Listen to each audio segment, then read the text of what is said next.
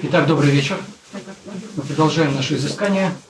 И, как я сказал в прошлый раз, сегодня будем заниматься вопросом распределения наслаждения, который буквально формулируется для нас в виде вопроса о том, за чей счет банкет.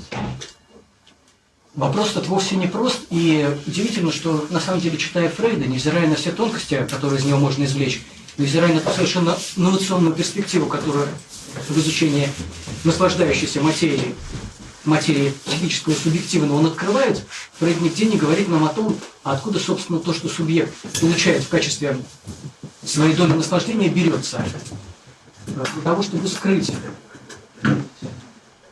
эту дыру, Фрейд, собственно, изобретает понятие, которое с тех пор приобрело характер нарицательного и которым постоянно пользуется, но значение которого при этом понимает слабо.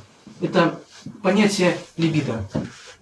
С точки зрения Фрейда, либидо представляет собой нечто такое, что не просто везде найдет себе дорогу, но и в конце концов выровняется в то, что Фрейд называет принципом удовольствия. То есть с точки зрения Фрейда оно вездесуще. И у нас нет необходимости спрашивать, откуда оно берется. И это на самом деле очень интересно, потому что к этой ситуации Лакан подходит в итоге в тот момент, когда он вопросом наслаждения начинает задаваться и спрашивает о том, собственно, кому наслаждение принадлежит, за чей счет можно насладиться. И выясняет он, что на самом деле история эта восходит к тому, что в 17-м томе он называет дискурсом господина. То есть перед нами не просто та космология, которую рисует Фрейд, уверяя, что либидо всегда уже вдоволь, оно доступно любому субъекту просто по факту его вхождения в сексуальное. И при этом распределяется оно образом, который очень далек от чего-то такого, что можно было бы назвать публичной жизнью.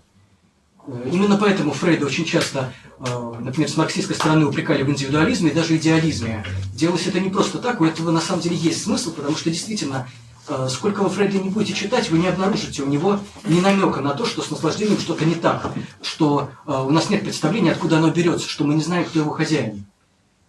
Именно потому, что Фрейд не ставит вопрос в подобной перспективе, Фрейд действительно выглядит в своих рассуждениях несколько аполитично, что ни в коем случае не является его недостатком, но у чего есть некоторые последствия, которые я сегодня частично разберу.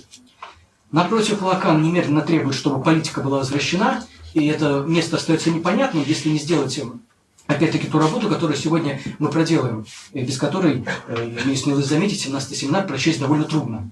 Поначалу он может показаться просто набором истин, которые ни к чему не приложимы и которые друг с другом не связаны. Известно, что Лакан никогда не возвращался к однажды сказанному, он не делал работу прояснения, оставляя ее на совести читающего, но в том-то и дело, что прояснение вполне возможно. Для этого нужно лишь дополнить сделанное Лаканом несколькими логическими шагами. Так вот, в той самой главе, которую рекомендовал сегодня для чтения, Лакан пишет: «В политику нельзя войти, не признав, что не существует дискурса, не только аналитического, где речь не шла бы о наслаждении, по меньшей мере тогда, когда ожидают от него работы истины, и немедленно переходит к дискурсу господина». Так вот, действительно, под политикой Лакан понимает нечто совершенно оригинальное, но при этом, заметьте, не очень далеко уходящее от марксистского образца. И поэтому Лакан имеет право, этим правом пользуется, смело в данном томе Маркса упоминать. Под политикой он понимает вопрос о том, куда девается наслаждение. Естественно, это всегда связано с вопросом о том, откуда оно взялось, хотя процедуры эти неравноправны. Уходит оно вовсе не туда, откуда оно произошло. И в этом, собственно, и заключается оригинальность того, что мы называем психодинамической теорией Фрейда, поскольку уже Фрейд заметил, он не скрывал этого, что источник появления влечения – это вовсе не то же самое, что цель. То, откуда мы черпаем для влечения силы, то есть то, откуда мы черпаем начальную раскрутку, необходимую для того, чтобы процесс наслаждения запустился, вовсе не является тем, куда потом все уходит. И уже по этой причине возникает вопрос о том, кто за этим стоит, не в смысле какой-либо конспирологии, а в смысле того, что имеет место механизм, за который, по крайней мере, как это выглядит у Фрейда, никто не отвечает. Но в том-то все и дело, что ответчика найти можно. Хотя мы не могли бы, разумеется, ткнуть в него пальцем, но так или иначе дело запускается именно тогда, когда на заре того, что мы называем колыбелью европейской культуры, то есть на заре античности, возникает определенный способ обращения с тем, собственно, что Лакан называет знанием. И здесь очень важно сделать ремарку, которая, собственно, вернет нас обратно к представлениям Фрейда, связанную с тем, что, как бы Фрейда не упрекали, опять же, в чисто индивидуалистическом подходе, сколько бы Фрейду не пеняли за то, что все, пожалуй, что происходит в психическом мире субъекта, сводится к его внутренним отношениям с собственным объектом влечения, из которого он, собственно, наслаждение извлекает, на этом все заканчивается, что, собственно, и побуждает его надеяться на что-то лучшее, никакого другого этического основания его бытия нет. Но в любом случае, сколько бы Фрейда не упрекали за то, что картина выглядит и вправду несколько индивидуалистично, тем не менее Фрейд продолжал настаивать, даже получая упреки от своих оппонентов, что он не может разглядеть ни в одной из сфер человеческой жизни такого места, где механизм работал бы иначе. Что даже если существует что-то такое, что можно назвать честью, долгом, или там, с другой стороны, искусством, литературой, то так или иначе все это всегда разворачивается на стезе тех же самых поисков или происков наслаждения, что и в области, собственно, сексуальной, я имею в виду сексуально-физиологическую. И здесь необходимо зафиксировать правоту Фрейда, но в то же время ни в коем случае не позволить читать Фрейда так, чтобы все, собственно, в эту область физиологическую скатилось. Ибо то, что мы усматриваем в качестве распределения наслаждения, разворачивается, конечно, на другой сцене. Сколько бы ни говорилось о том, что для субъекта важно именно сексуальное в его непосредственном приложении, мы все прекрасно знаем, что этим дело не ограничивается. Что, в общем-то, в сексуальном нет ничего такого, на что субъект бы сделал ставку. Стоит только этого субъекта немного отвлечь, скажем, предложить ему дискуссию в социальной сети, и тут становится видно, чего это пресловутое сексуальное стоит. Есть, скажем, немало картинок, высвеивающих всеобщую цифровую медиазависимость, в которых девушка безуспешно пытается привлечь внимание партнера, сидящего в Фейсбуке. В общем-то, за этим есть определенная сермяжная правда, поскольку сексуальное не представляет собой ни первичное, ни матричное, ни основное из того, что субъект в области наслаждения делает. По всей видимости, сексуальное выходит на первый план по другой причине, а именно по той, что канализацию наслаждения совершить нам проще всего. Что именно этому субъект обучается с самых ранних периодизаций в своем психосексуальном развитии, что сексуальное в этом плане не представляет собой загадки, оно представляет собой путь, скажем так, наиболее короткий. Именно по этой причине субъект к нему охотно прибегает, он был бы глупцом, если бы этого не делал, но при этом обмануть субъекта нельзя. Как только на горизонте появляется нечто другое, как он тут же становится ему влеченным. О каком другом я говорю? Для нас очень важно то, мы будем этого сегодня держаться, это укладывается в предложенный Лаканом концепт политики, что наслаждение субъект склонен искать в области, которую мы сегодня называем публичной. Заметьте, что это моментально броском возвращает нас к античности, потому что именно в античности появляется пресловутая агора, публичная сцена, где субъекты упражняются в том, что можно было бы назвать производством знания. Именно там разворачивается то, что как раз Лакан и называет первичным распределением. Распределение это носит характер специфический, и оно, вопреки социально-критической теории, которая так прочно укоренилась в представлении человека двух последних веков, выглядит совершенно иначе. Мы знаем, как сегодня мы, так сказать, со стороны сермяжной, опять же, смотрим на распределение двух фигур, которые для античности очень важны, господина и раба. С нашей точки зрения, властитель сегодня – это тот, кто наслаждается. Именно с нашей точки зрения, поэтому политика так отчаянно ломится во власть, именно поэтому на горизонте никак не может завершиться гонка вооружений. В нашем представлении власть связана с наслаждением. В прошлом году я посвятил не менее 2 лекций, чтобы показать, что это совершенно не так, что если мужской субъект наслаждение во власти получает, то получает он его образом, который именно с благами власти не связан. Власть лишь позволяет ему вернуться в то первичное, на самом деле никогда у него не бывшее состояние, когда этого субъекта буквально облизывали. Собственно, больше ничего от власти получить нельзя. Способность быть тем, чьи нужды прилюдно удовлетворяются, конечно, наслаждение дарует. Но заметьте, что к власти это не имеет отношения. В конце концов, это можно организовать и иначе. Так вот, с точки зрения Лакана все обстоит совершенно обратным образом. В диалектике господина и раба раб – это как раз-таки тот, на стороне кого наслаждение остается. Интересно, что это, в общем-то, доказывается, в том числе документально. Так, например, существует изображение, которое предлагают студентам, обучающимся по специализации античности, древние языки. Это изображение представляет собой маленькую загадку. Нанесено на вазу, которая относится, по-моему, ко II веку до нашей эры, и представляет нескольких людей, один из которых является рабом. Но кто именно, нужно догадаться. И вот тут как раз и сказывается вся скудность нашего представления, соотношения рабства и господства, потому что с нашей точки зрения, которая восходит к Средневековью, раб – это, скажем, субъект, который ходит в рубище, который неаккуратно одет, который терпит разного рода лишения, который находится в состоянии, как его обозначает Маркс, ананки, нужды. Античная ваза ничего подобного не показывает. В том-то и состоит загадка, что раба вычислить невозможно. Одеты все присутствующие в одинаковые легкие туники, у них у всех одинаковые прически. И в итоге выясняется, что рабом, как это ни странно, является тот, кто поначалу казался господином, почтенный восседающий на камне старик, выдает которого лишь то, что он сидит, скрестив ноги. Именно вот эта вот деталь, которую античный господин возводил к невоспитанности, к отсутствию способности держаться в обществе, но которая, несомненно, указывает на наслаждение, вписанное в тело, и является чем-то таким, что показывает, в каком положении находится раб как таковой. Раб в его первоначальном виде. Раб-то тот, кому позволено наслаждаться. Именно так его рассматривает Аристотель, и именно с этим связан его пресловутый классовый шовинизм, на который так часто указывают в марксистских источниках. Когда Аристотель говорит о рабе, он намекает именно на то, что перед нами существо невоспитанное, существо, которое много себе позволяет. Здесь очевидно имеет место, опять-таки, намек на наслаждение, ибо ничего не вызывало у Аристотеля отвращения более сильного, чем как раз-таки то, что сегодня в нашем представлении с наслаждением связывается. Та механика мира, которую Аристотель разворачивает, может быть сколь угодно отлаженный, выровненный, но что она лишена наслаждения, это совершенно точно. Именно это и является гарантом того, что перводвигатель сработает. Так обстоит дело нас в самом начале, в том дискурсе, который Лакан называет первым. И этот дискурс, породив пресловутую публичную сцену, совершает как раз-таки воссоздание того механизма, который ложится в основу так называемого первичного ограбления. Я уже рассказывал в том году, как это первичное ограбление устроено. Оно имеет, так сказать, не только исторический аналог, но и аналог, связанный с взрослением каждого субъекта. Это ограбление, которое вычитает те способы наслаждения, то самое знание, которое вы имеете в силу того, что латентная фаза наступает довольно поздно. Мы знаем, что Фрейд сдвигает субъекта на так называемой шкале сексуальности назад, так что субъект лет до 6-7, Фрейд на самом деле не называл точно возраст, это заслуга Анны Фрейд, его дочери, которая была очень в латентной стадии заинтересована.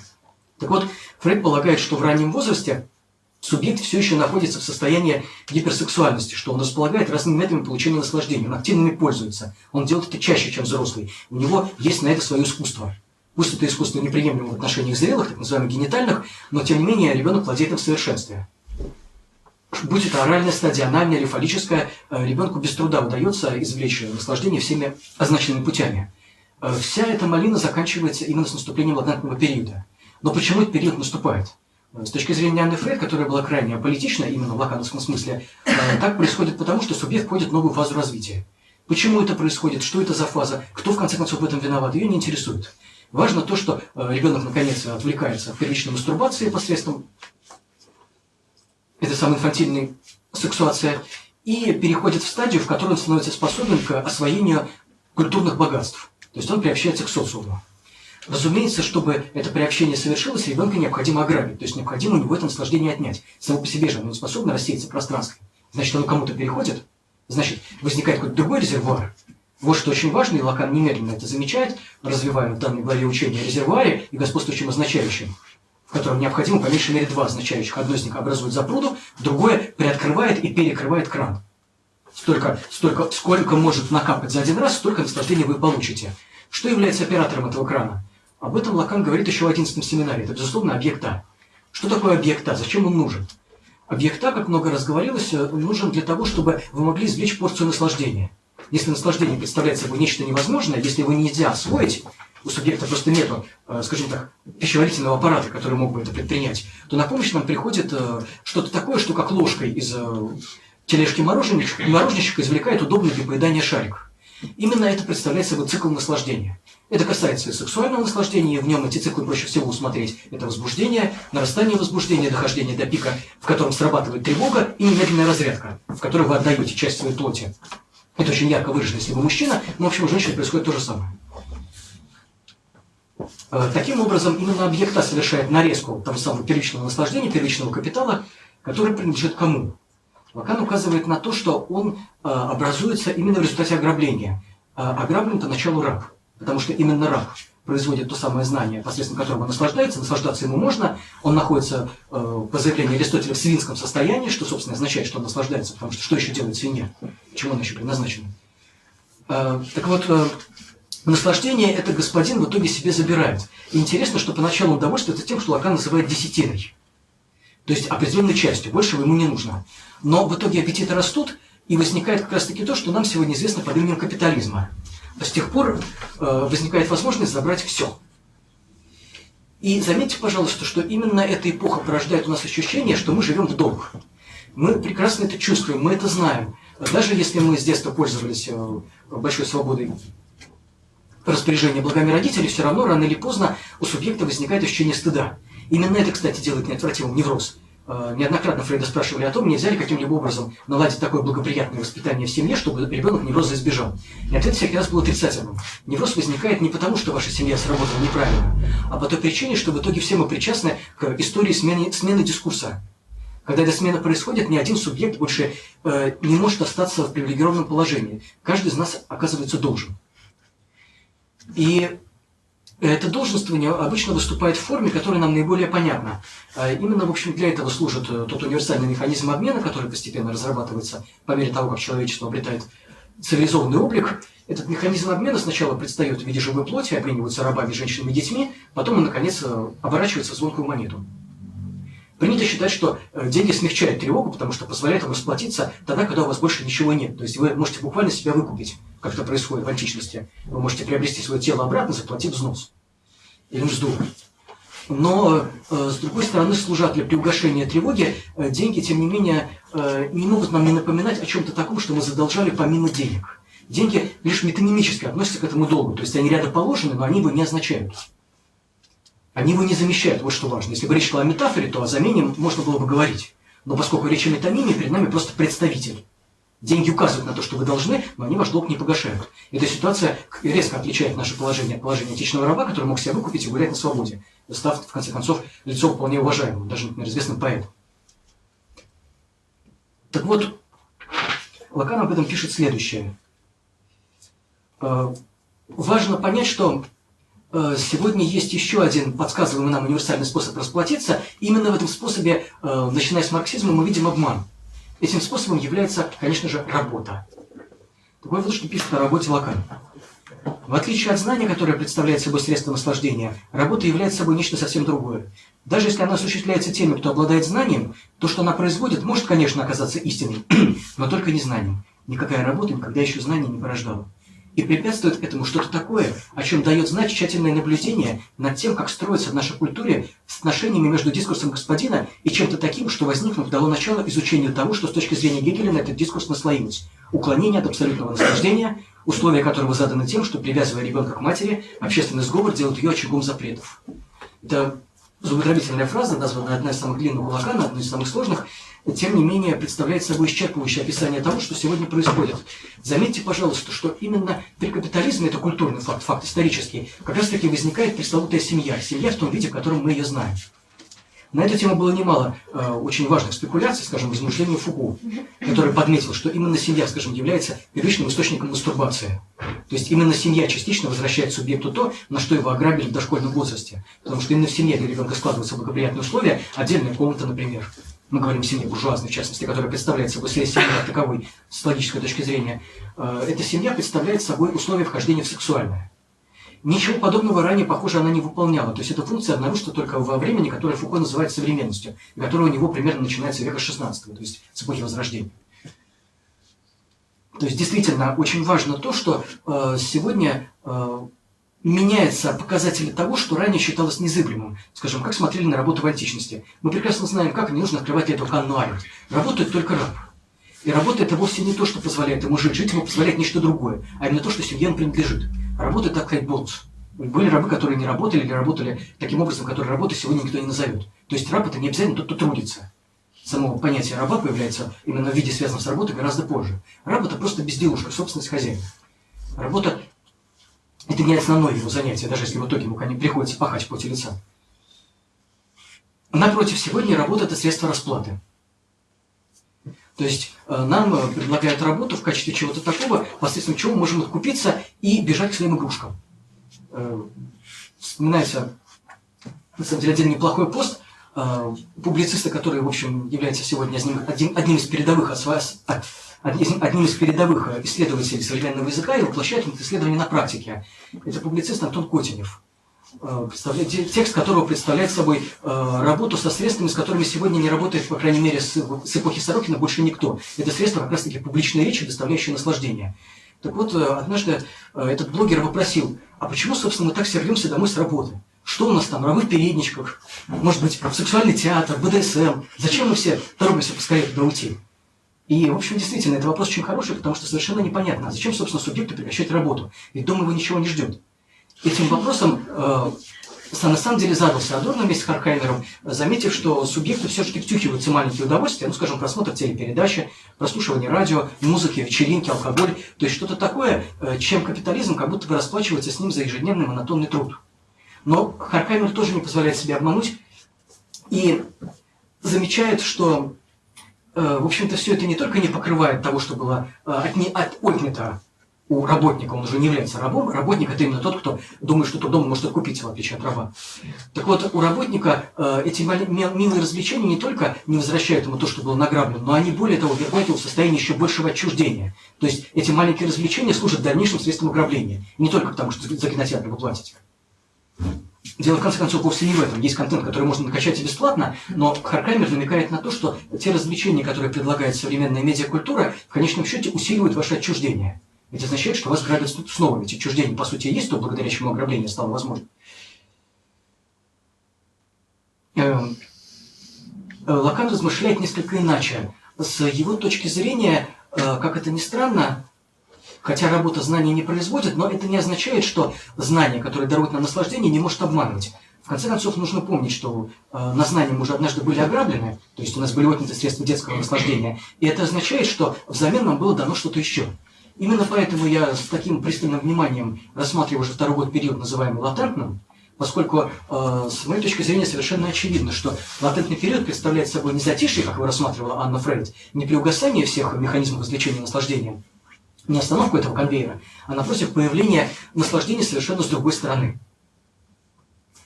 И в доказательство этого я хотел бы указать на исторический аспект развития самого психоанализа. Если посмотреть, собственно, теорию Фрейда, чему она, с вашей точки зрения, может соответствовать? Совершенно очевидно, что представляя собой прорыв, представляя собой нечто такое, что положило конец определенной эпохе, сам Фрейд, говоря о зарождении психоанализа, намекает на то, что по существу он возвращает нам детское знание. То есть то, что символизирует текст самого Фрейда, это возвращение тех самых способов наслаждаться, которые имели место в детском возрасте. Для Фрейда это было очень важно, он об этом говорит в трех очерках о сексуальности. То есть сам Фрейд как будто бы не просто, скажем, свидетельствует за ребенка, указывая на то, что существует, в конце концов, и детское наслаждение. Именно его отнимают, вводя субъекта в иное состояние. Но похоже, что и сам Фрейд рассматривал себя как в своем роде воспроизведение этой самой первосцены, возвращение всего того, что с детским наслаждением связано. Разумеется, он не возвращает его буквально, вернуть он его не в силах. Но сам его текст находится на тех же самых стадиях, на которых, собственно, находится субъект, еще в латентную стадию не вошедший. Почему я так уверенно утверждаю это? Да потому что это доказывается последующими событиями. Как только Фрейд умирает, еще, собственно, не успевает остыть его письмена, как тут же появляется огромная психологическая культура, Фрейда использующая, я не скажу паразитирующая, потому что она работала и работала крепко. Если кто и трудился, именно в лаканском смысле, то это именно она. Когда вы читаете Фрейда, не возникает впечатление, что ему доставляло много трудностей письмо. Более того, есть что-то такое еще более глубокое на уровне его стилистики, что подсказывает, что, невзирая на постоянно производимую им работу, он не работает именно в том смысле, в котором мы об этом рассуждали выше, в том смысле, в котором об этом говорят Адорно и Хорхаймер. Это не работа в том смысле, в котором мы привыкли ее понимать в капиталистической среде. Это что-то такое, что вырывается буквально под напором, то есть на работу это не похоже. Но что происходит впоследствии? Впоследствии как раз начинается то, о чем предупреждает Анна Фрейд. Начинается труд. Мы знаем, что трудиться ребенок начинает с первого года своей латентной фазы, он поступает в школу, а это тоже труд, в конце концов. Более того, это труд, обладающий всеми чертами труда отчужденного. Ребенку приходится перерабатывать знания, причем знания, которые ни малейшего отношения к сексуальному не имеют. Ребенок тут же приобретает навязчивый, то есть обсессивный симптомокомплекс того, кто стремится с работы домой. Мы знаем, как это происходит. То есть школа – это более чем полноценный труд, это ни в коем случае не подготовка к нему, незаменна его. Именно на уровне того, что касается распределения наслаждения и знания, это труд в полной мере. Так вот, то, что делают последствия Фрейда, это тяжкий труд. Они работают. Откройте Финихеля, откройте Александера. Это люди, которые не зря едят свой академический хлеб. Вот о Фрейде этого не скажешь. И именно поэтому Фрейд вызывал такое подозрение. Именно поэтому это отчуждала его академическая, его научная среда, потому что у всех у них было совершенно обоснованное, очень серьезное подозрение, что Фрейд не трудится, что он не их поле ягода. Именно это приводит к возникновению психоанализа в том виде, в котором сегодня мы располагаем, психоанализу с сеттингом, психоанализу оплачиваемому. Фрейд неоднократно замечал, что плата в анализе не выполняет ту же самую функцию, что плата за труд, поскольку анализ тоже не является трудом. Тем не менее, это очень забавно, иногда у Фрейда проскакивает нотка жалобы, так скажем, в введении влечения, он замечает, что в конце концов анализ не может быть бесплатным, потому что аналитик тогда бы терпел бедствие. А на счет этого нужен такой аналитик. То есть аналитик не должен вызывать жалость. И поэтому плата за его труд, в общем-то, является пассивным вложением в то, чтобы он находился в приличном состоянии. Чтобы, так сказать, клиент мог, внеся необходимую мзду, отвлечься от проблемы аналитика и заняться собственным. Это опять-таки указывает на то, что, о чем я сказал выше, Фрейд не работает. Именно для этого нужен ему анализ, потому что это, в конце концов, то, что позволяет ему существовать, так он делает свои деньги.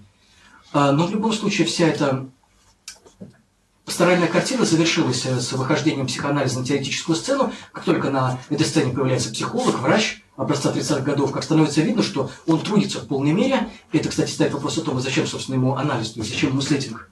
Но, в общем-то, ответ на этот вопрос дается моментально. Анализ тут же теряет свой формат, на что указывает Лакан в своих первых работах. То есть то, что делают эти врачи, не является анализом, это является излечением. Что совершенно, конечно же, не то. Это психотерапевтическая работа. За нее, конечно, можно брать деньги именно как за труд. Здесь нет никаких проблем. То есть анализ они не смеют практиковать именно по той причине, что они, полагая, что трудятся и берут за это деньги, переводят аналитическое дело совершенно в иной формат. Сессия становится результативной, мы говорим об излечении симптома, о нормализации субъекта, о его адаптации, о смягчении симптома. Это, кстати, очень любопытно. Например, если вы почитаете учебники по психотерапии и анализу, то увидите, что, во-первых, они пользуются очень специфической номенклатурой в области нозологии, то есть, скажем, они полагают, что существуют не только невротики, но и пограничные пациенты. Зачем эти пограничные пациенты вообще были выдуманы? Совершенно очевидно, что за тем, чтобы психотерапевт мог трудиться. Поскольку если с невротиком вам приходится крутиться, вы предлагаете интерпретации, вы долгое время молчите на сессии, вы, собственно, не работаете. То, что вы делаете, носит характер совершенно другой. Вы не прорабатываете субъекта, вы не возвращаете его к стае таких же, как он, вы не улучшаете его качество жизни. Анализ невротика – это, собственно, то, где сохраняется именно фрейдовский принцип действия. Напротив, с пограничным субъектом, как заявляет учебник, необходимо бережное обращение. Нужно поддерживать в нем чувство собственного достоинства. Ни в коем случае не бить больное место. Помогать ему вернуться в здоровое общество, указывая на то, что он способен это сделать, что ему не хватает лишь малости. То есть здесь производится именно психотерапевтическая адаптационная работа, за которую, как выше было сказано, можно деньги брать. Именно поэтому необходимы эти пограничные пациенты, нарциссы и все прочие шизоиды и прочие типы, которые к невротикам не относятся. Чем их больше, тем лучше. Тем мы дальше от перспективы Фрейда, и тем, в общем-то, меньше тревоги, поскольку именно с анализом связана огромная тревога, обязанная тому, о чем я выше сказал. Анализ – это не труд, и поэтому непонятно, за что вы берете деньги. Нечто подобное наблюдается сегодня, в общем-то, как ни странно, в лакановской среде, где поле захватывает психотический тип. Он, собственно, конечно же, опять же, изобретен для того, чтобы вы действовали иначе, чтобы тревога, которая сопровождает вас при работе с неврозом, была немножко приглушена. Так вот, в том, что касается работы. Как уже было сказано, наслаждения в работе нет никакого, знания она тоже не производит. Зачем она нужна? Она избавляет от тревоги. Тревоги связаны именно с наслаждением. Но это не означает, что в наслаждении истина. Лакан был бы не Лаканом, если бы он, как Хайдеггер, или как там, опять же, Адорно, или Хокхаймер, распределял все на подлинное и неподлинное. То есть, как только возникает этическое искушение сказать, что Лакан, например, рассматривает как теоретическое общество, как общество, где наслаждаются, как тут же возникает сомнение, поскольку Лакан говорит вовсе не это. Лакан не является морализатором, это очень в нем важно.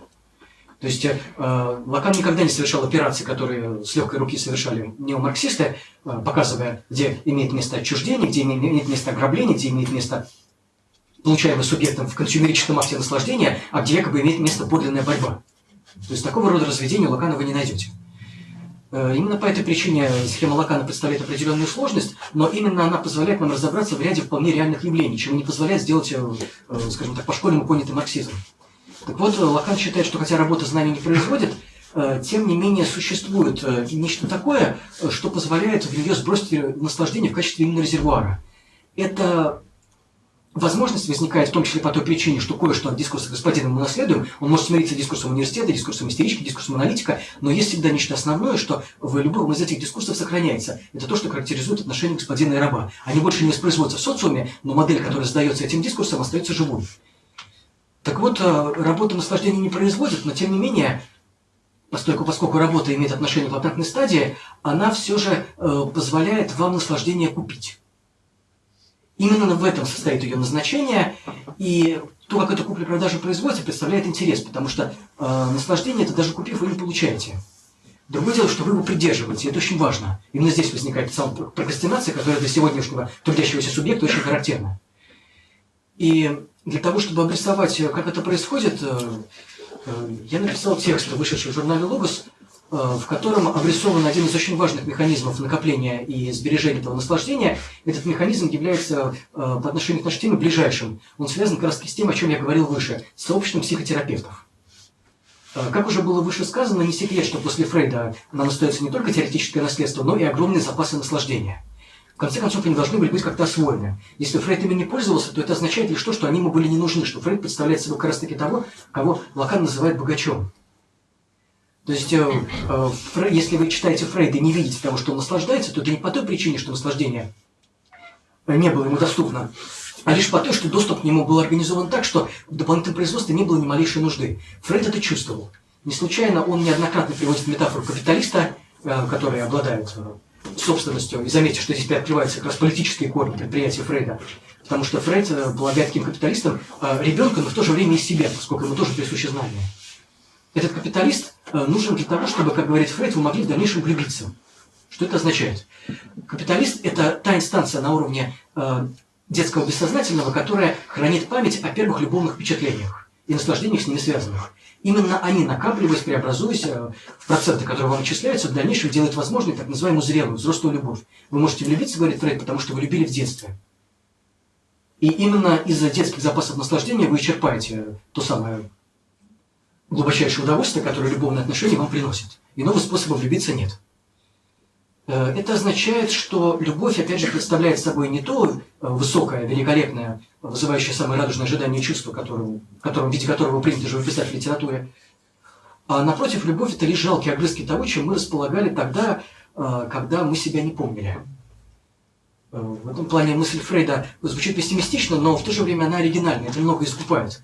То есть Фрейд как бы показывает на то, что наслаждение есть. Другое дело, что доступа к нему у нас уже нету, и более того, заметьте, это наслаждение оказывается немедленно канализировано, как раз таки я начинаю разбирать эту фразу, оно канализировано в условиях того, что, привязывая ребенка к матери, делает ее в то же время привилегированным рычагом запретов. То есть искать это наслаждение, как мы знаем, нужно на стороне матери.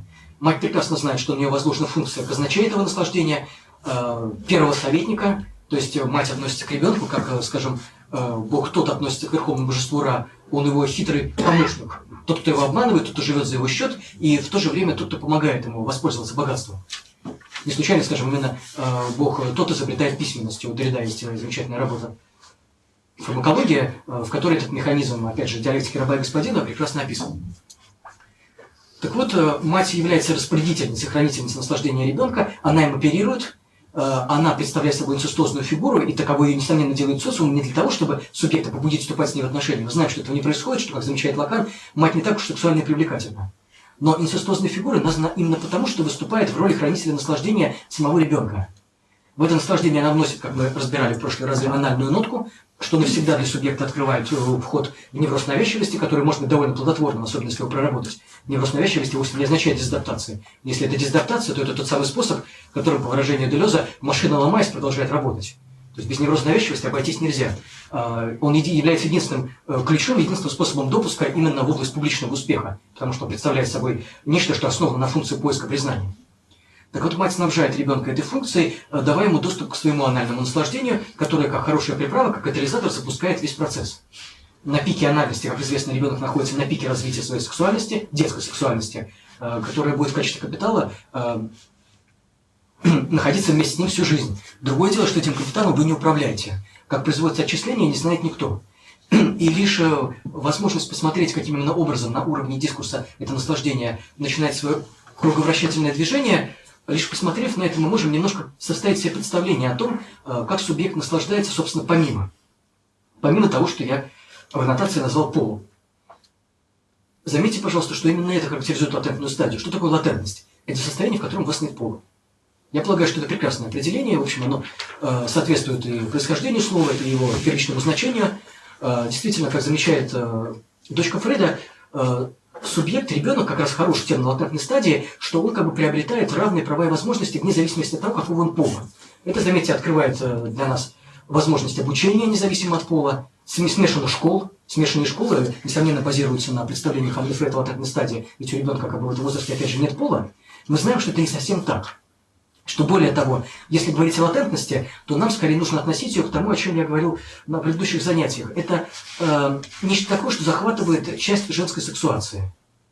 Именно поэтому латентность прекрасно удается девочкам и так трудно удается мальчикам, которые очень скоро разрывают пакт, договор с родителями и учителями и начинают вести себя безобразно, особенно это характеризует их в старших классах. Это означает, что латентность им тесна. Но в этой латентности не тесно женщине, и это составляет проблему, которая была описана некоторыми французскими авторами в качестве проблемы выдачи замуж. То есть известно, что девица 21 год еще рано, 22 уже поздно. И вот связано это с тем, что поначалу латентность приносит родителям много радости, но постепенно начинает рассматривать в качестве проблемы, потому что латентность – это и есть то, что на уровне физиологии препятствует получению генитального наслаждения у женщин. Мы знаем, как трудна эта сфера. Сегодня, конечно, дело облегчилось после сексуальной революции, хотя, если посмотреть на данные американских опросов, несущественно. До сих пор около 70% женщин не знают, что такое вагинальный оргазм, например. Или они знают об этом исключительно из теоретических источников, или они получали его однажды случайно, но не могут им управлять, в отличие от мужчин, которые своим генитальным оргазмом управляют в достаточной степени хорошо, чтобы не бояться приступать к делу. Так вот, все это, конечно, обязано чему-то такому, с чем возились психиатры до Фрейда, полагая, что это действительно проблема. В то время очень было распространено извлечение истерии, которое как раз-таки представляет собой затянувшуюся латентность, и которая выражалась, в частности, во фригидности, чрезвычайно мешавшей семейной жизни. Сегодня это ни для кого уже не проблема, вы имеете право быть не только любой сексуальной ориентацией, но даже и асексуальной. И тем не менее, огромное количество писем, которыми забрасывают женщины редакции, которые они пишут своим психотерапевтам, показывает, что для некоторых это все еще проблема, что это, в общем-то, не так легко.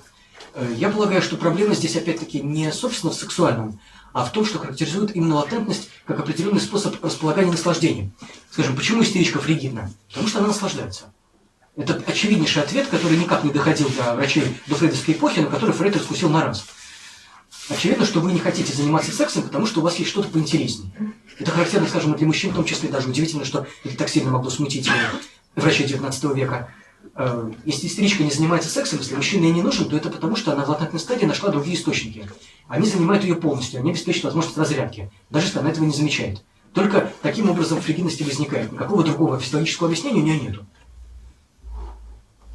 Но, опять-таки, ничто не бывает бесплатно, и та самая латентная стадия, о которой шла речь, та самая стадия, которая наступила, в частности, в фрейдовской науке после Фрейда, потому что если Фрейд представляет собой наслаждение господина, наслаждение ребенка, то очевидно, что его ученики как раз переходят в ту самую благочестивую латентную стадию, в которой исследование завершается, и начинается освоение знания, то есть работа.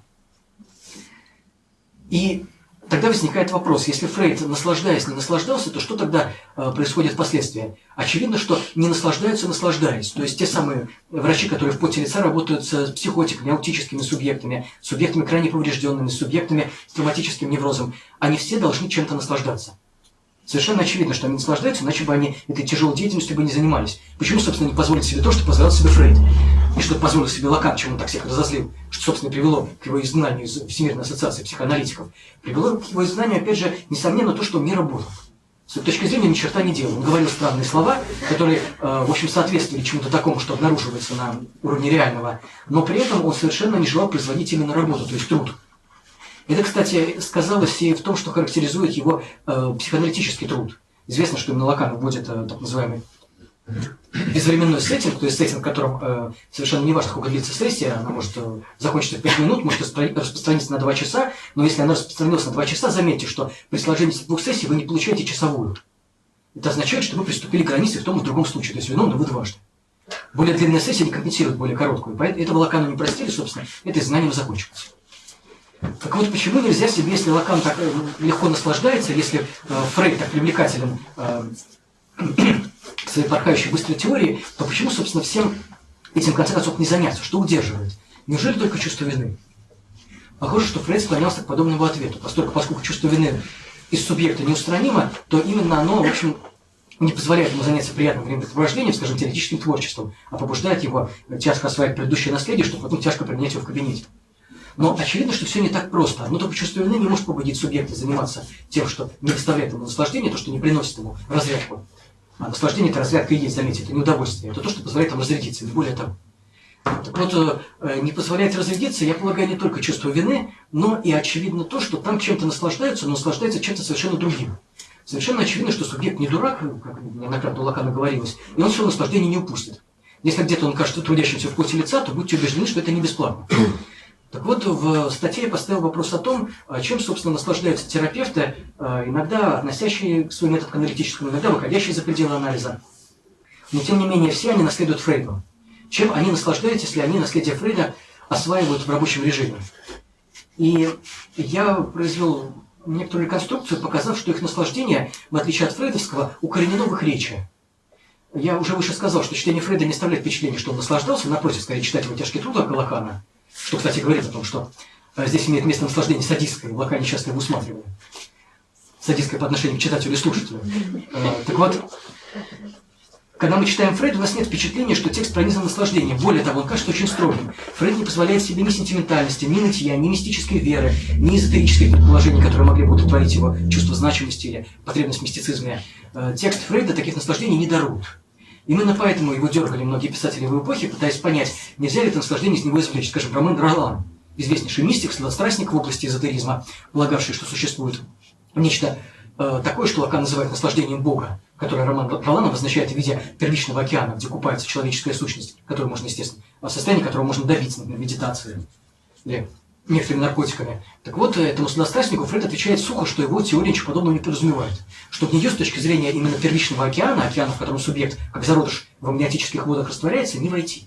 Что его теория требует нехватки, отказа. Что она устроена довольно строго.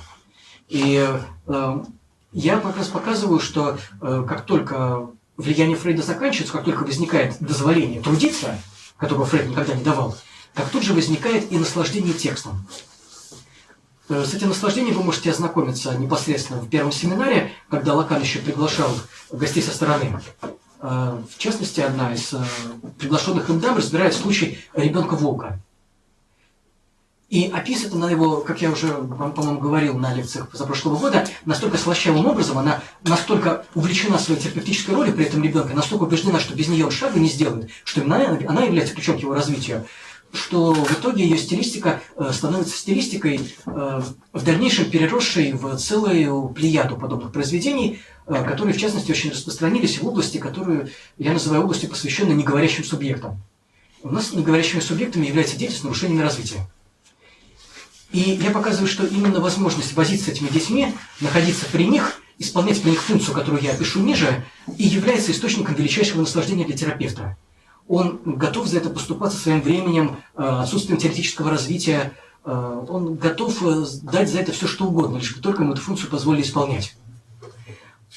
У текста, который подобный терапевт производит, а любопытно, что они так или иначе склоняются к письму. Это характерно для Бетельхайма, это характерно для Ялома и для многих других терапевтов подобного склада. Склоняются они к письму по той причине, что им необходима разрядка. Если мы, читая текст Фрейда, разрядки не получаем, то это означает, что не получил наслаждения и он сам. Именно по этой причине текст не оставляет впечатление, что Фрейд насладился. То же касается и Лакана. Он позволяет себе иногда мелкие скабрезности, но не более. Большой разрядки на уровне теории вы у него не найдете. Как только дело подходит к чуть более-менее внятному концу, как тут же выявляются новые трудности. То есть теория Лакана, как я уже сказал, устроена не как теория марксистская или экзистенциалистская, где вам всегда понятно, кто на каком полюсе, кто там ближе к подлинности или там, к пролетарским ценностям. В Лакане все устроено не так. То есть разрядиться, вынести вердикт он себе не позволяет. Все обстоит наоборот с текстами, о которых я говорил выше. Это тексты, в которых обычно фигурирует ребенок, состояние которого разрешается благодаря врачебному усердию. Это тексты, наполненные чудесами и знамениями. Тексты, в которых можно насладиться. Насладиться чем? Механизм этот крайне интересен. И для того, чтобы его описать, нам приходится вернуть фигуру господина. Здесь опять же сказывается то, что мы ничего не понимаем в господстве, поскольку с нашей точки зрения господин – это крикливый депутат, иначе мы никак сегодня рассматривать его не можем.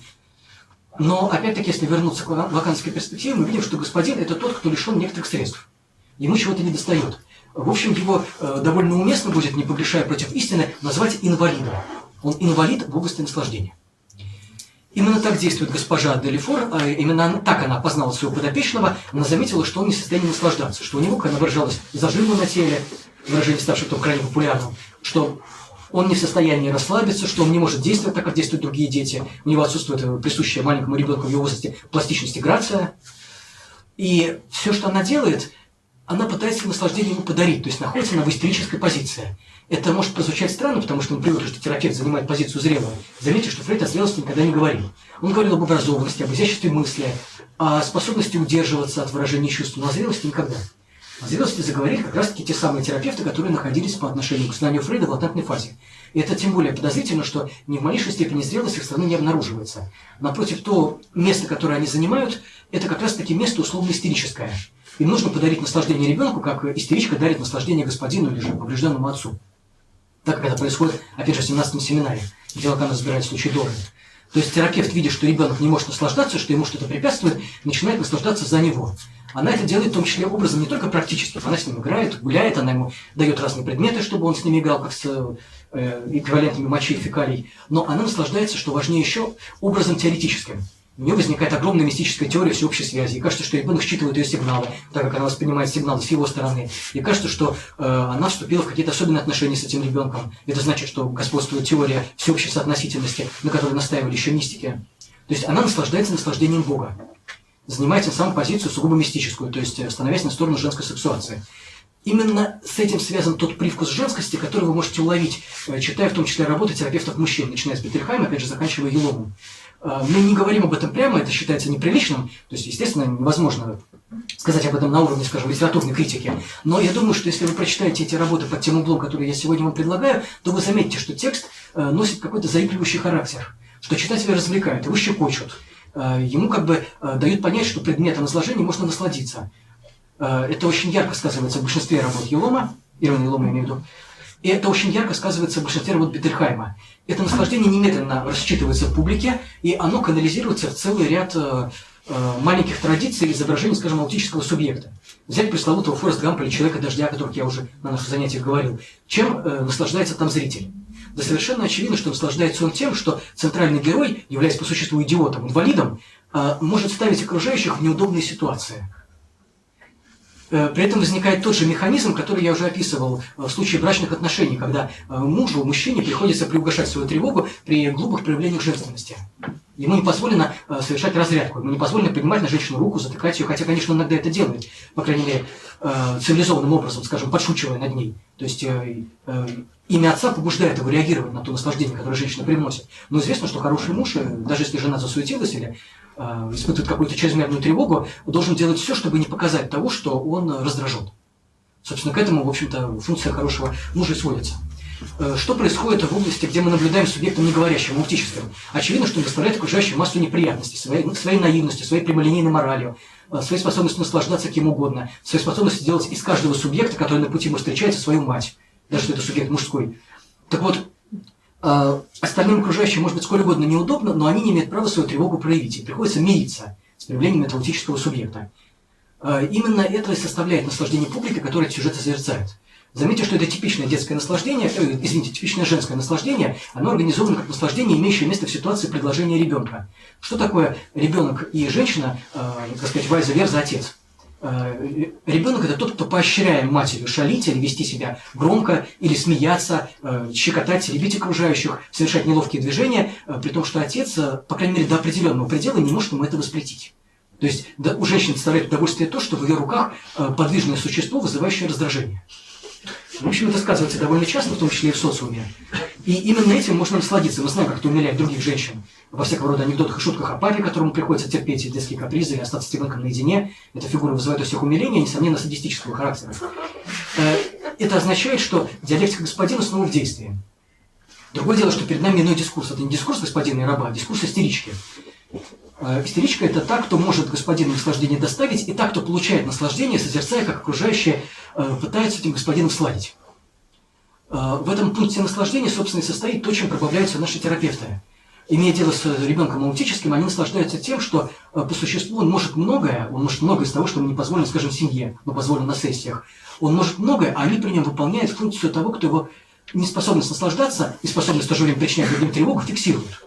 Это очень ярко сказалось в случае госпожи Лефор с первого тома. Я рекомендую к ним обратиться. Это страниц буквально 10, но 10 страниц сплошного удовольствия, опять же, если вы прочитаете это под лежащим углом. Так вот, женщина это играла с ребенком в разнообразные игры, степень сладострастия которых сегодня нам почти непонятна. Скажем, она приносила на сессию конфеты и пирожные.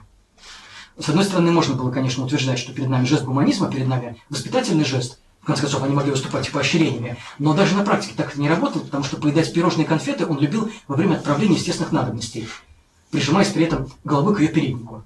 здесь имеет место, оно именно на стороне терапевта. Мы не знаем ничего об этом ребенке-волке, мы не знаем, наслаждался ли он, может быть, действие это выражало его тревогу, а вовсе не наслаждение. Но так или иначе насладился терапевт, этого достаточно. Так вот, возможность терапевта насладиться и есть то, чем с ним расплачиваются сегодня, после того, как фрейдовский способ обращения с клиентом, с анализантом угас, отходит в прошлое, сохраняется лишь на крайне ограниченном участке нашей культурной психотерапевтической среды. То есть то, что терапевт получает, то, чем ему оплачивают, так сказать, его деятельность, его сверхурочные, это, безусловно, наслаждение, связанное с тем, что пациент приобретает, усваивает себе позицию господина. И это указывает, по крайней мере, проливает свет на то, каким образом сегодня наслаждение распределено. Если мы видим сегодня, что латентность, как я неоднократно уже указывал, выступает на первый план, если большая часть наслаждения, которое мы получаем, организована латентно, на это указывает наш способ просмотра телефильмов, из которых, в общем-то, вышеназванные являются собой золотой фонд, именно потому что они эту фигуру наслаждения фиксируют и создают, они показывают господина в качестве идиота. Если сегодня на первый план выступает даже не поп-продукция, я хотел бы сейчас, заканчивая, указать на недальновидность неомарксиста, в частности Адорно. Адорно, все еще являясь представителем прямолинейного хайдеггеровского дискурса, полагал, что существует, в общем-то, два очевидных способа, так сказать, отправлять свое культурное влечение. Это способ более возвышенный, это способ сложный, скажем, зафиксированный в сложной, например, абсурдистской литературе, и способ понятный, массовый, так сказать, массовая продукция, массовые телепередачи, массовые ток-шоу. И сегодня это манихейская картина. Почему она манихейская? Потому что она предлагает нам два полюса, два очевидных полюса добра и зла. Эта манихейская мораль очень распространилась, порой даже грешат психоаналитики лакановского круга, которые критикуют, опять же, современные медиа, современную популярную литературу и так далее. Но я хочу указать на то, что популярность находится вовсе не там, где ее обычно принято искать. Заметьте, что даже на примерах, которые мы можем привести, непосредственно популярной является не столько, скажем, автор любовных романов, у меня выскочило из головы ее имя, это американка, которая, в общем, является сегодня королем любовного жанра. Даниэла Стил? Да, спасибо. Так вот, даже невзирая на огромное тиражность продаж экземпляров, мы знаем, что, в общем-то, это не то чтение, которым можно похвастаться. У субъекта есть, в конце концов, некоторый гонор, у него есть представление о том, что его нельзя, представление о том, что нельзя, в общем, выглядеть полным дураком, и он поэтому почитывает Даниэлу Стил, тем не менее, поставит на полку что-нибудь другое, скажем, Оруэлла, или Кафку, или Брэдбери. Заметьте при этом, что и Оруэлл, и Кафка, и Брэдбери как раз и являются литературой массовой, именно в смысле строгом, в смысле лакановском, в смысле публичной речи. Потому что это литература, в которой, так сказать, заложена мораль, успокаивающее чувство тревоги, это мораль, с которой можно солидаризироваться, это мораль, которая удовлетворяет потребность субъекта выражения гражданственности, выражения оппозиционности властям. И именно поэтому данная литература становится, в общем-то, той центральной направляющей, скажем так, тем местом, той срединной, скажем так, медианой, где субъект может одновременно и насладиться, и в то же время не упасть слишком низко в глазах своих сотоварищей. Несомненно, что вся названная литература, разнородная антиутопия, фантастическая литература дарит наслаждение не потому, что она, скажем, сюжетно захватывающая, это мне не главное, а дарит нам наслаждение, опять же, манихейской картины мира, где вы, скажем, можете почувствовать себя в роли того, кто прекрасно разбирается в политике, если вы читаете антиутопию. Но совершенно очевидно, кто здесь над кем снасильничал, кто господин, кто осуществляет репрессивную функцию, против кого необходимо протестовать. И именно данная литература является массовой в смысле функция признания, функция изыскания признания в публичном поле. Именно она формирует ту самую умеренно демократическую либеральную повестку, с которой субъект сегодня вынужден солидаризироваться, если он претендует хоть на что-то в области признания, в области производства культурного продукта, хотя бы в области звания интеллигента. Так вот, наслаждение нужно искать именно здесь. Совершенно очевидно, что марксистское звено скорее одобряет литературу уровня Оруэлла, но нам нужно понимать, что как раз таки то самое наслаждение, сопряженное с манихейской гностической позицией, находится именно здесь. То есть это литература, которая беспрепятственно удовлетворяет именно моральные потребности субъекта, потребность выглядеть моральным в глазах других. Вот, собственно, к чему сводится, по мне, мысли Фрейда, все моральные потребности. Никаких других у субъекта нет. Поэтому, говоря о массовости, нам нужно говорить именно о литературе подобного плана, той литературе, в которой господствует наслаждение вышеописанного характера. Оно, конечно, там не представлено так ярко, как оно представлено в работах Геттерхайма или в текстах госпожи Лефор, но присутствует там именно оно, его можно деконструировать. Для этого нужно лишь несколько операций, несколько шагов. То есть, именно по этой причине я сказал выше, что сегодня массовость сегодня выражена через латентность. Какой бы ни была популярна та же Даниэла Стил, которая адресуется, естественно, генитальным женщинам, как раз таки, чтобы ее прочесть, нужно иметь какой-то опыт. Она говорит о вещах с точки зрения серьезных, скажем, там, о заболеваемости раком в среднем возрасте, о кризисе среднего возраста. Она явно пишет не для молодых дурочек. Но в том-то и дело, что та литература, которая сегодня обеспечивает разброс распределения наслаждений, представляет собой нечто другое. Это как раз-таки то, в чем заключено нечто адресованное латентности и из латентности исходящее. Именно тут субъект может свое наслаждение распознать. По большей части это все еще касается женщин. Это указывает нам на то, что сегодня половое различие так или иначе сохраняет какое-то значение. Хотя многие полагают, что в эпоху дискурса капитализма оно теряет смысл, что дискурс капитализма как раз лишен пола. В общем-то, это даже лакановская мысль. Но заметьте, что если бы нас слушал традиционалист, он бы сделал вывод, что не все еще потеряно. Именно поскольку латентность большей частью употребляется именно женщинами. В частности, есть данные, показывающие, что женщины читают больше и чаще. И читают они, конечно, вовсе не Даниэль Стил, это довольно приличная литература. Литература той самой медианной, о которой я сказал выше. То есть женщины сегодня более причастны к тексту, женщины чаще пишут, это видно и по деятельности в интернете. Это показывает, что хотя женская сексуация не обязательно привязана именно к женщине, мы не должны говорить о сексуации как о врожденном поле, но тем не менее, похоже, какие-то различия все еще сохраняются, по крайней мере, чисто статистически. Другое дело, что перед нами огромное количество мужчин, которые превосходно это самое женское сексуационное наслаждение используют. Мы видим это на примерах тех терапевтов, которых я описал выше, на самом деле их больше. То есть есть язык, который вполне себе используют мужчины, они могут быть режиссерами, писателями и так далее. И адресуется все это, по всей видимости, именно массовому зрителю, опять же, массовому не в смысле потребителя ток-шоу, а массовому зрителю, у которого есть какой-никакой вкус, то есть который, опять же, некоторые требования, адресуемые к нему, искусство выдерживает. И если мы сегодня находимся в ситуации, когда латентность обнаружится в этой самой медиане, то это означает, что мы присутствуем при новом способе распределения наслаждений, который я бы не спешил бы назвать капиталистическим. Заметьте, что вообще в капиталистическом способе есть нечто такое, что напоминает о позиции господина. Капиталист – это фигура совершенно определенная, устроена она генитально, в этом трудно сомневаться. Да, она при этом растрачивает себя не сексуально, вряд ли капиталист является хорошим любовником с нашей точки зрения, но тем не менее очевидно, что он знает толк в вещах, которых знает толк именно генитальный мужчина. И по этой причине то, что мы наблюдаем сегодня, похоже, представляет собой что-то такое, что нельзя описать с помощью той модели капиталистического первичного накопления, которой оперирует Маркс. Именно по этой причине в этой модели многим тесно, это ощущают очень многие, в том числе современные марксисты, Джеймс, например, показывая, что нам сегодня нужно что-то еще, что есть какие-то инструменты, которые должны описать, скажем так, выражая словами Ленина, уже не капиталистическое, а империалистическое общество. Что сегодня капитализм не является собой то, чем он являлся, скажем, в XIX веке.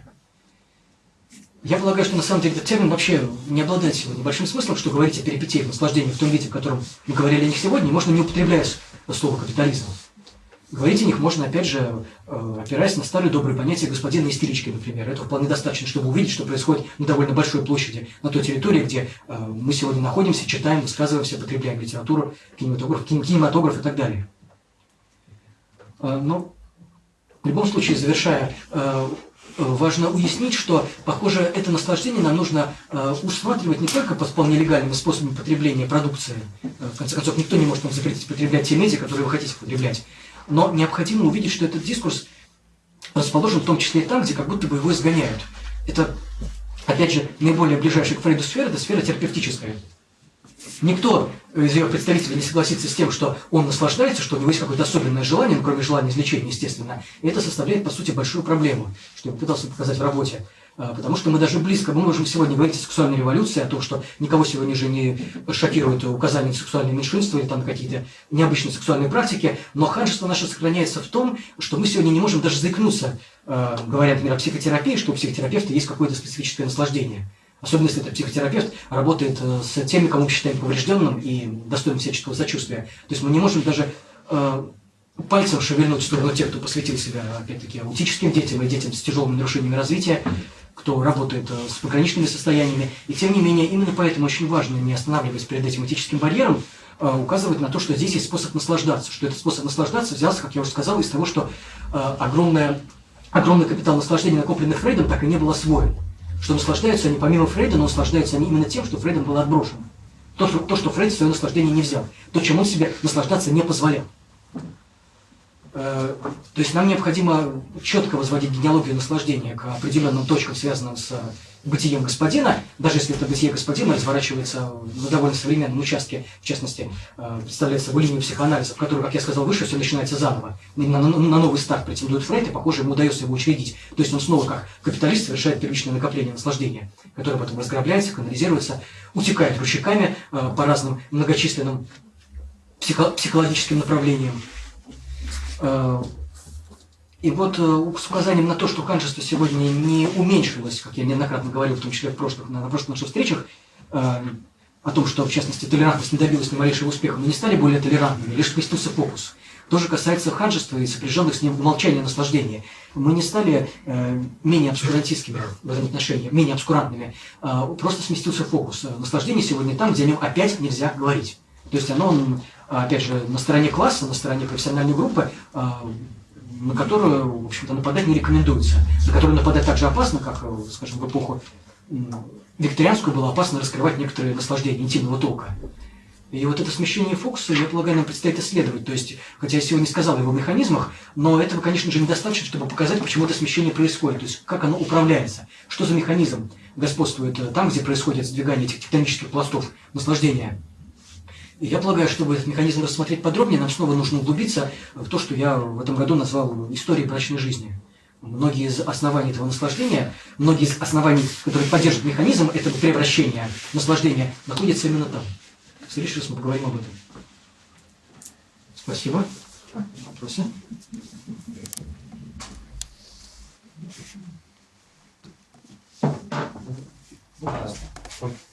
Вы ставите с одной стороны Оруэлла, с другой стороны любовные романы. Вот, а почему-то в таком случае, например, самые высокие рейтинги у «Игры престолов». То есть, что это наслаждение? Это то, что я не успел посмотреть, но я полагаю, что это, видимо, не совсем массовый продукт, именно в смысле Даниэла Стила. Это массовый продукт, скорее в смысле Брэдбери. То есть, по всей видимости, этим отличаются современные сериалы, когда тем, что они учитывают слишком примитивные средства наслаждения, которые были характерны для сериальной культуры прошлых десятилетий. То есть они претендуют на что-то более изысканное, на какие-то более длинные задержки. То небольшое количество сериалов нулевых и десятых годов, которые я посмотрел, ясно указывает на то, что они представляют собой не просто, скажем так, литературоведческую отсылку к старым сериалам, но и они кое-что поправили в тех бесхитростных способах, которыми эти сериалы доставляли наслаждение зрителю. То есть это уже не совсем ходовой продукт. Полагаю, что «Игра престолов» относится к этому тоже. То есть смешно было бы занимать высокомерную позицию, в которой мы, опять же, рассматривали все тех, кто это смотрит, как людей несерьезных или тратящих свое время. Конечно, там что-то происходит. То есть сдвига наслаждения, скажем так, удлинение пути до разрядки должно было сказаться и там. Не смотри почему. Да. А зачем рабу покупаться у господина, если он тем самым теряет доступ к наслаждению? Это очень хороший вопрос, на который Лакан не дает ответа. Он лишь указывает на то, что у раба возникает навязчивое желание после своего выкупа покупать все подряд. Именно поэтому часто рабы становились в античном мире дельцами. Класс, который, естественно, аристократами презирался. Что за желание им движет? Вопрос, по всей видимости, связанный с тем, что Лакан называет растущей десятиной. То есть, как было выше сказано, раб не обязательно трудится, его назначение не в этом. И если даже он наслаждается, то господин на его наслаждение особенно не претендует. Но все меняется по направлению к тому, что мы называем крахом Римской империи, в котором уже зарождаются механизмы, скажем так, характерные для ранней капиталистической ситуации, протокапиталистические механизмы. И, по всей видимости, опять же, как рост бунтов со стороны рабов, так и рост возможности самовыкупа связан не только с обогащением нации, но и с возможностью чем-то таким, что рабом переживалось как взимание чрезмерного. Во-первых, конечно, раб в то время все больше становится рабочей силой, силой солдатской силы, опять же, трудовой, в отличие от Древней Греции, в которой воевали исключительно только свободные люди. Ну, по крайней мере, это было характерно для периодов нормальных, периодов относительного благополучия полисов. Напротив, Римская империя представляет собой что-то крайне христианское, как замечал Хайдеггер. Нам было кажется, что Римская империя представляет собой язычество, в котором происходила, как правило, основная масса гонений на первых христиан, но Хайдеггер проницательно в Промените замечает, что Римская империя по существу представляет собой оплот христианства именно по той причине, что категория истины, которая Хайдеггер рассматривается в соотношении с категорией бытия, заняла в Римской империи то самое место, которое она сохранила впоследствии, в то время, когда христианство уже завоевало, собственно, всю западную часть Евразийского континента. Так вот, категория истины прочно спряглась именно в Римской империи с категорией сущего. Это и произвело то самое уплощение, в том числе в области социального, то самое огрубление, которое мы наблюдали в Риме истории, в частности Монцен. С точки зрения Хайдеггера это имеет объяснение именно на том высоком онтологическом уровне, где происходит смещение того, что, в общем-то, похоже на смещение наслаждения. Это смещение сообщения с бытием. И, как я уже неоднократно говорил, теория Хайдеггера, теория Лакана не противоречат, до определенной степени они метонимичные, они друг друга повторяют.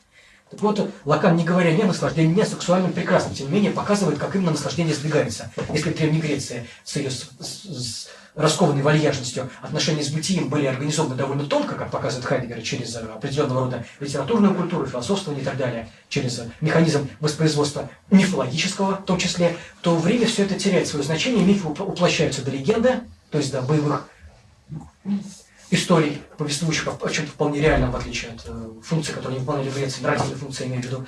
Так вот, именно то самое смещение отношений с бытием, перевод его в отношения с сущим, помещение истины на уровне сущего, то есть на уровне действительности, как раз и вызвало то самое снижение, уплощение, которое характерно для Римской империи, и, по всей видимости, усиление давления на рабов. Да. Спасибо большое за столь развернутый интересный доклад. Это, как бы сказать, в очередной раз проливает свет на какие-то такие вещи, которые все время хочется сказать, но забываешь.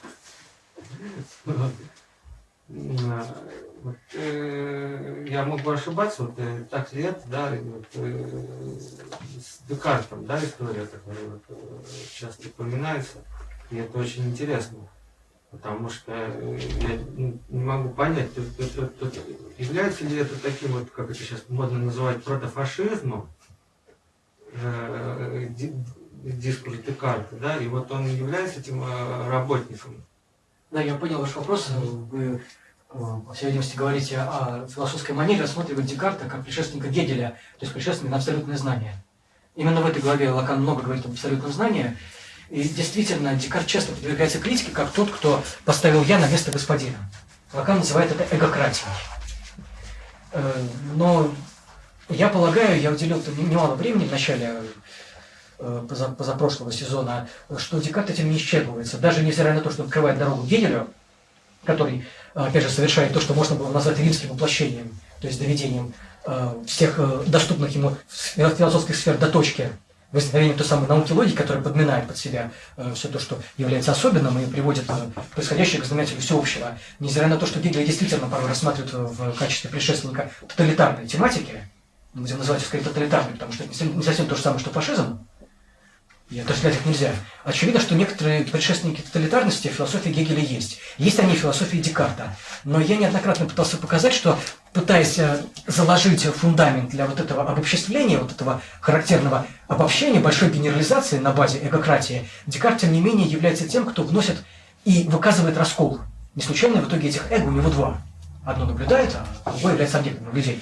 То есть, введя эту путаницу, Декарт по существу, как показывает Лакан, совершает грамматическую запись, в которой субъект оказывается не протоцелостным, а напротив проторасщепленным.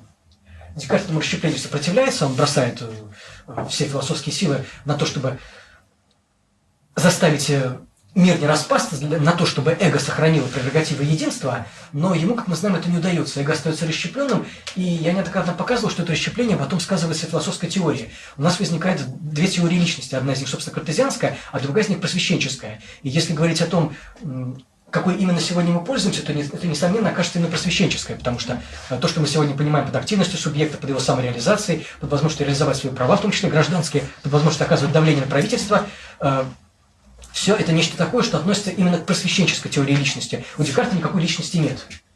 Там есть эго, которое претерпевает грамматическое расщепление на «я» и «я». При этом мы не знаем, какой именно из «я» является наблюдающим, какой объектом наблюдения. В записи этого понять невозможно. И в этом плане Декарт не является философом, который был бы предметом использования в последующую эпоху. То есть мы видим, что Декарт до определенной степени относится к просвещению, опять же, как первичное наслаждение к латентности. То, что Декартом было приоткрыто, не было впоследствии освоено. Поэтому нельзя утверждать, что то, что впоследствии вылилось в современное государство с его биополитическим контролем, базируется именно на Декарте. Оно базируется скорее именно на просвещенческом представлении о правах, свободе, о распределении ресурсов и так далее. Так что я полагаю, что Декарт еще не освоен, что если, как сегодня говорит Жижик, необходимо вернуться к Гегелю, то в таком случае необходимо вернуться еще раньше и посмотреть, как на уровне Декарта уже сказались эти смещения логики, которые в итоге и привели к тому, что им нельзя было пользоваться, что им пользоваться не стали, что в итоге вместо изысканного картезианского учения понадобилось предложить довольно популистскую философию просвещенчества свободного человека. Ну, последний вопрос. Мы сегодня сделали золотое замечание насчет того, что из людей работающих более тяжело и по-суровому работает школьник. Вот. Это на самом деле каждый, наверное, может вспомнить и проверить это вот. Суровость работы, производимой человеком взрослым, втянутым в рабочую рутину, и школьником, потому что прогуливать школу – это одно наслаждение. Работу прогуливать – это просто глупо. Университет прогуливать там как, ну там уже тоже значительно пожиже, чем школу, это просто замечательно. То есть в школу можно вообще не ходить, и каждый день будет здорово. В университет перестанешь ходить, просто забудешь, что есть такая вещь. На работу ходить перестанешь, понятно, что... Вот, но будучи человеком, втянутым в рабочую рутину, какое-то есть такое ощущение, что в принципе понимаешь, о чем вы говорите, что вот чем-то я плачу фактом, потому что надо работать, за что ты как бы расплачиваешь. А за что платит школьник? Вот интересно. Вот начинает тренировать, самым суровым образом работать. За что он расплачивается своей вот этой непонятной дикой работой каждый день? Он расплачивается за то, что его наслаждение отнято. То есть больше платить ему нечего. Известно, что больше всех платят тот, кому меньше всех достается ресурсов. Это, в общем, хорошо известная вещь, в том числе экономистам. То есть больше всех задолжал именно нищий. Так, по крайней мере, устроено общество, называемое капиталистическим. То есть Не платят именно богаче.